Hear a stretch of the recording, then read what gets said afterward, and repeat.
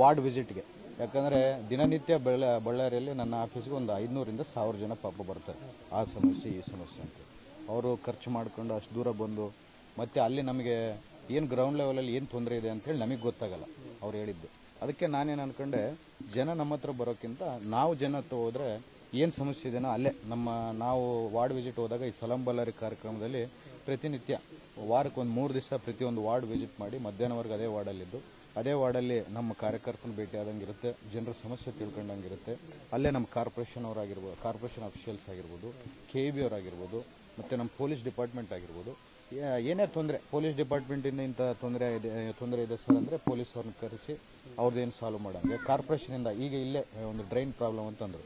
Drain problem ಇದೆ ಅಂತಂದರೆ ಇದು ಅಲಾಟ್ಮೆಂಟ್ ಮಾಡಿ ಒಂದು 20 ದಿವಸದಲ್ಲಿ ಕೆಲಸ ಶುರು ಮಾಡಬೇಕಂತ ಹೇಳಿದ್ವಿ. ಹಿಂಗೆ ಸ್ಪಾಟಲ್ಲಿ ನಾವು ಹೇಳಿದಾಗ ತಿಳಿಸಿದಾಗ ಅಲ್ಲಿ ವಾಸ್ತವಾಂಶಗಳು ನಮಗೆ ಗೊತ್ತಾದಾಗ ಕೆಲಸ ಇನ್ನಷ್ಟು ಫಾಸ್ಟಾಗಿ ಮಾಡೋಕ್ಕಾಗುತ್ತೆ, ಜನಕ್ಕೆ ಕೂಡ ಅನುಕೂಲ ಆಗುತ್ತೆ.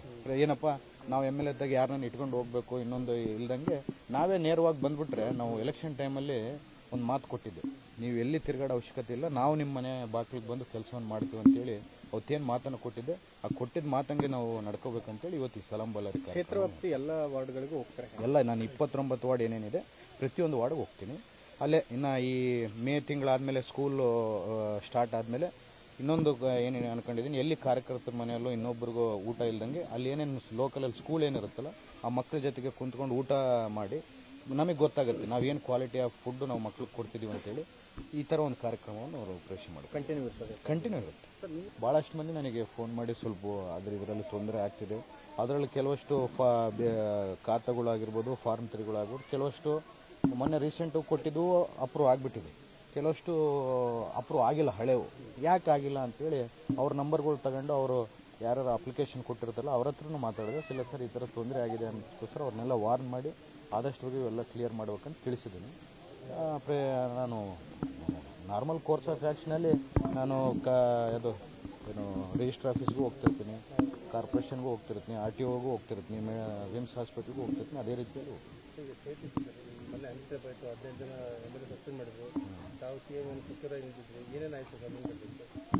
ಏನಿಲ್ಲ, ಅವತ್ತೇನೋ BJP ಅವರು ಏನೋ ಒಂದು ಗದ್ದಲ ರೀತಿಯಲ್ಲಿ ಏನೋ ಒಂದು CD ಇಟ್ಕೊಂಡ್ಬಂದು ಪೇಪರ್ಗಳು ಅಷ್ಟು ಒಂದು MLA ಆಗಿ ನಮಗೂ ಒಂದು ರೆಸ್ಪೆಕ್ಟಬಲ್ ಪೊಸಿಷನ್, ಅದು ಎಷ್ಟೋ ಸಾವಿರಾರು ಜನಕ್ಕೆ ಲಕ್ಷಾಂತರ ಜನಕ್ಕೆ ಅವಕಾಶಗಳು ಸಿಗಲ್ಲ.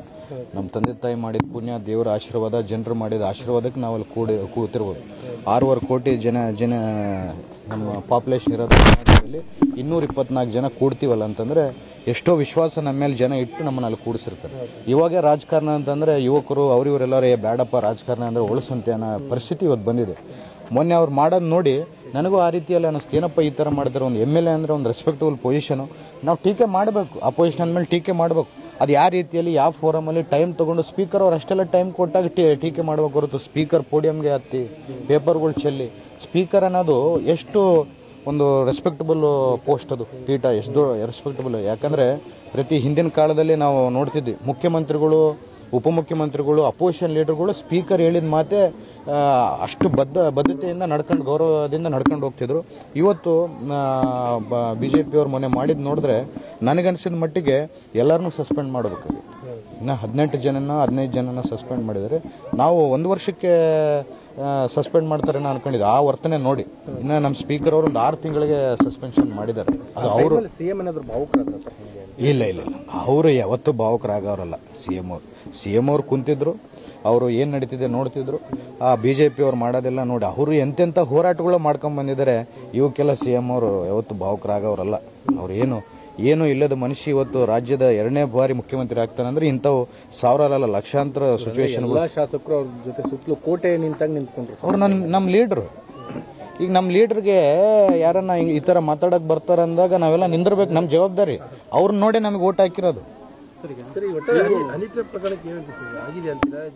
ನನಗೆ ಅದ್ರ ಬಗ್ಗೆ ಅಷ್ಟು ಮಾಹಿತಿ ಇಲ್ಲ, ಸುಮ್ಮನೆ ನಾನು ಮಾಹಿತಿ ಇಲ್ದಂಗೆ ನಾನು ಮಾತಾಡೋದು ತಪ್ಪಾಗುತ್ತೆ. ಅಲ್ಲ ಸರ್, ಈಗ ನೀವು ಮೊದಲನೇ ಬಾರಿ ಶಾಸಕರಾಗ್ತೀರಿ, ವಿಧಾನಸಭೆಯಲ್ಲಿ ಸದನದಲ್ಲಿ ಎಲ್ಲ ಎಕ್ಸ್ಪೀರಿಯನ್ಸ್ಗಳು ನಿಮಗೂ ಆಗಿದೆ.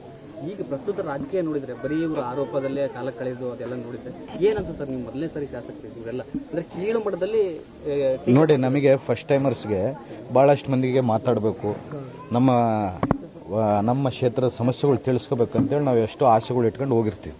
ಈ ಥರ ಇವರು ಗಲಭೆಗಳು ಗಲಾಟೆಗಳು ಮಾಡಿ ನಮ್ಮ ಸಮಯನೆಲ್ಲ ವ್ಯರ್ಥ ಹಾಳು ಮಾಡ್ತಾರೆ. ಕೋಟ್ಯಾಂತರ ರೂಪಾಯಿ ಒಂದ್ಸರಿ ಸೆಷನ್ಸ್ ನಡಿಬೇಕಂದ್ರೆ ಕೋಟ್ಯಾಂತರ ರೂಪಾಯಿ, ಎಂಟೈರ್ ಸ್ಟೇಟ್ ಅಫಿಷಿಯಲ್ಸ್ ಎಲ್ಲ ಅಲ್ಲೇ ಇರ್ತಾರೆ, MLAಗಳು ಅಲ್ಲೇ ಇರ್ತಾರೆ. ಅಷ್ಟು ಕೋಟ್ಯಾಂತರ ರೂಪಾಯಿ ಖರ್ಚು ಮಾಡಿ ಅಲ್ಲಿ ಅವ್ರು ಬಂದು ಜಗಳ ಮಾಡಿ 24 ಗಂಟೆ ಯಾರನ್ನು ಎದ್ದು ಮಾತಾಡೋಕೆ ಹೋದ್ರೆ ಅದಕ್ಕೊಂದು ಟೀಕೆ. ಯಾಕಂದ್ರೆ ಅವ್ರಿಗೆ ಸಬ್ಜೆಕ್ಟ್ ಇಲ್ಲ, ಅವ್ರಿಗೆ ಲೀಡರ್ಶಿಪ್ ಇಲ್ಲ, ಸಬ್ಜೆಕ್ಟ್ ಇಲ್ಲ. ಏನು ಮಾಡಬೇಕು?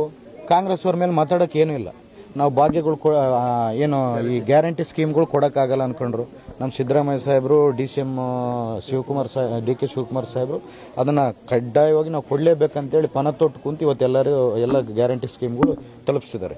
ಬೇರೆ ರಾಜ್ಯಗಳಲ್ಲಿ ಏನು ಅನೌನ್ಸ್ ಮಾಡಿದ್ರು ಅದು ಸರಿಯಾಗಿ ಆಗ್ತಿದೆಯೋ ಇಲ್ಲೋ ಗೊತ್ತಿಲ್ಲ. ಕರ್ನಾಟಕ ರಾಜ್ಯದಲ್ಲಿ ಮಾತ್ರ ಆಗ್ತಿದೆ.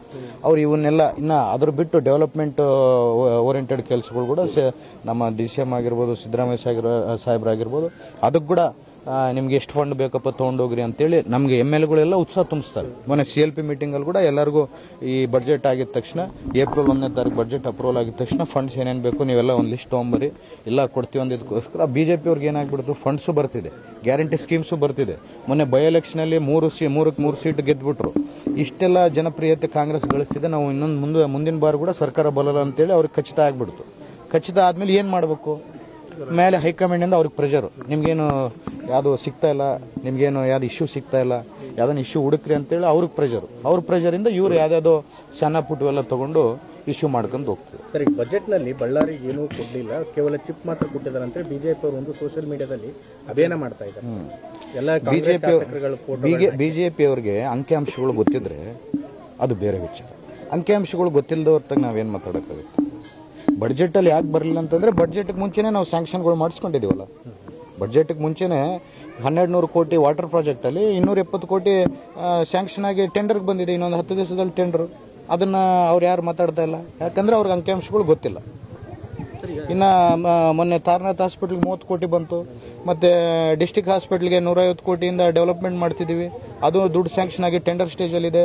ರೋಡ್ಗಳಿಗೆ ನಮ್ಮ ಹಳೆ ಕಲ್ಯಾಣದುರ್ಗ ರೋಡ್ಗೆ 38 ಕೋಟಿ ರೂಪಾಯಿಂದ ರೋಡನ್ನು ಮಾಡ್ತಿದ್ದೀವಿ. ಇವೆಲ್ಲ ಅಂಕಿಅಂಶಗಳು ಗೊತ್ತಿರಲ್ಲ. ನಾಲೆಡ್ಜ್ ಕಮ್ಮಿ ಇದ್ದವ್ರ ಬಗ್ಗೆ ನಾವು ಮಾತಾಡೋದು ತಪ್ಪಾಗುತ್ತೆ. ಫೋಟೋಗಳು ಹಾಕ್ಬಿಟ್ಟು 5 ಜನ MLAಗಳಿಗೆ ಕೈಯಲ್ಲಿ ಚಿಪ್ಪನ್ನು ಕೊಟ್ಟು ಆ ಫೋಟೋನ ವೈರಲ್ ಮಾಡಿ ಅಭಿಯಾನ ಮಾಡಿ ನೋಡಿ, ಅಂಥವು 1000 ಲಕ್ಷ ಮಾಡಿದ್ರು ನಾನು ತಲೆ ಕೆಡಿಸ್ತೀನಿ. ಯಾಕಂದರೆ ಜನ ನಮ್ಮ ಜೊತೆಗಿದೆ.